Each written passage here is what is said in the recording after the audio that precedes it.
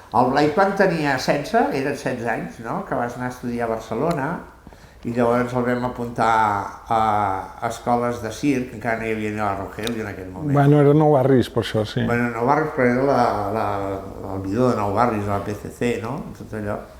I com que ell era molt pesat, bueno, encara ho és ara, pesat. Però hi anava insistint que volia estudiar circ i que no n'hi havia prou, i llavors vam decidir d'enviar-lo a França, perquè a França hi havia hagut una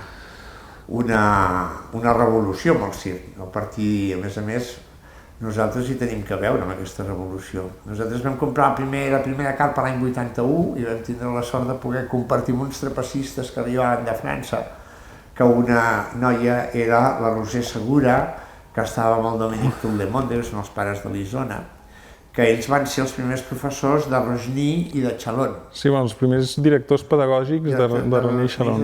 De Chalon. O sigui, la història del circ a França comença a partir dels acords amb el Jacqueline el 84 i vam tindre la sort nosaltres el 81. Nosaltres venim d'un altre món que no pas ell. O sigui, el nostre món comença la primera vegada que vam posar Circ Cric en un espectacle va ser el 78 i amb això ja vam anar al 79 amb una gira a Sant'Arcangelo, a Itàlia, que tu no vas venir perquè ets molt petit, perquè tu vas néixer el 79. L'any aquest que ja me'n vaig anar a Itàlia. Però nosaltres vam començar, vam arribar primer al món del pallasso, després al món del circ, i després vam casar les dues coses, no? Però com que no sabíem què era exactament ni teníem cap tècnica, havíem de fer paròdies, fèiem paròdies, nosaltres fèiem paròdies. Paròdies de tot.